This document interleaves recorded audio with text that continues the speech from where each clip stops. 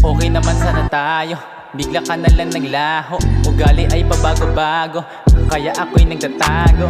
Kasi iniisip ko minsan baka ako nalang bigla mo na ang patayin. Mga sinasabi ko dito sana sarili mo, wag mo naman ito na masamain. Lala mo pa naman tayo, lakas mo pa namang gago. Iniintindi kita kasi alam ko may sakit ka sa utak, tarantado. Alala mo pa ba yun, ang hilig mo magpabaon, hilig mo magpaputok sa loob kahit di naman bagong taon. Hindi mo ba maiwasan mga pangyayari sa ating dalawa?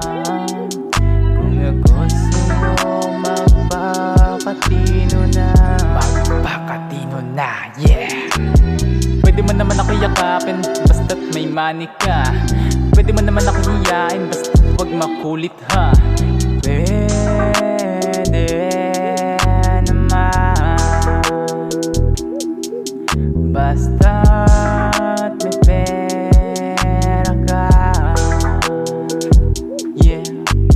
Kung matino ka lang sana sa huli ikaw kasama. Ikaw nakakasawa, bigyan ng game, ito ang karma. Kaya sa susunod, pumili ng tamang babae. Baka kasi sa huli, ikaw pa dito ang madali. May pakarat at baliwat, pero di naman dito may sabit. Ingat ka dyan, kasi danas ko na rin mga ganyan na pangyayari. Kaya ginawa ko na lang mga gusto ko na gawin, baka doon ko makuha na rin. Ganyan talaga mga galawan nila, talaga naman napakalakas, pang aning-aning. Kaya nga palagi sa'kin dito na tinatanong kung bakit para ba martilyo, hilig mo magpabaon. Pok-pok, binababa, kaya dapat mo na malaman yun.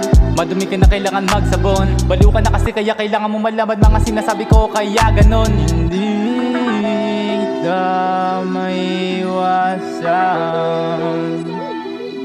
mga pangyayaring ganito.